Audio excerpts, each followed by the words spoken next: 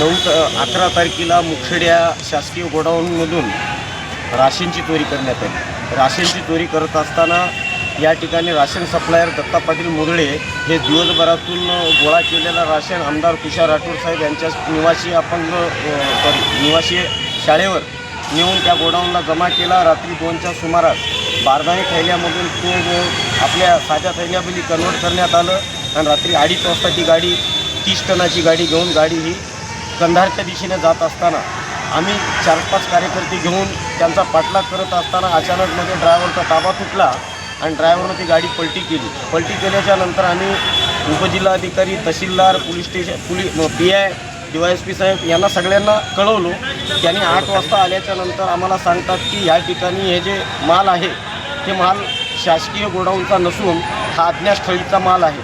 आमचं म्हणणं आहे की आमच्याकडे सगळं रेकॉर्ड आहे।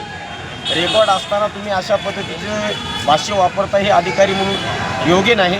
त्यामुळे आज आम्ही त्यांना तर निवेदन दिलो, आज आम्ही काल दानवे साहेबांना दिलो विरोधी पक्ष नेत्यांना, आणि आज कलेक्टर साहेबांना निवेदन ह्याच्यासाठी दिलो की बाबा इथून पुढं होणाऱ्या गोष्टीला आळा घातला पाहिजे, आणि जर अन्यथा नाही घातलो तर आम्ही येणाऱ्या 1-2 दिवसांमध्ये 100% आपल्या जिल्हाधिकारी कार्यालयासमोर उपोषणाला बसणार।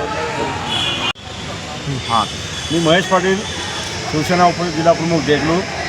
मुखेड तालुक्यामध्ये जो स्वस्त धान्य दुकानाचा जो शासकीय मालमत्तेचा जो घोटाळा झालेला आहे त्याची चौकशी करून संबंधित गुन्हेगारावर गुन्हा दाखल करावा, त्यांना योग्य ते सजा द्यावी म्हणून या ठिकाणी शिवसेना उद्धव बाळासाहेब ठाकरे पक्षाच्या वतीनं या ठिकाणी आम्ही जिल्हाधिकाऱ्यांना या ठिकाणी निवेदन या ठिकाणी दिलेलं आहे। खरं तर लोकप्रतिनिधीचं काम हे जे गोरगरिबाचं जे घास आलेलं आहे तो घास कुठतरी गोरगरिबापर्यंत पोहोचणे लोकप्रतिनिधीचं काम असते, पण लोकप्रतिनिधी जेव्हा रक्षकच भक्षक होत असत, कुंपणच जेव्हा शेत खात असत तर न्याय कोणाकडे मागावा हा प्रश्न या ठिकाणी आम्हाला पडलेला आहे। म्हणून या ठिकाणी निवेदन देण्यासाठी आम्ही आलेलो आहे।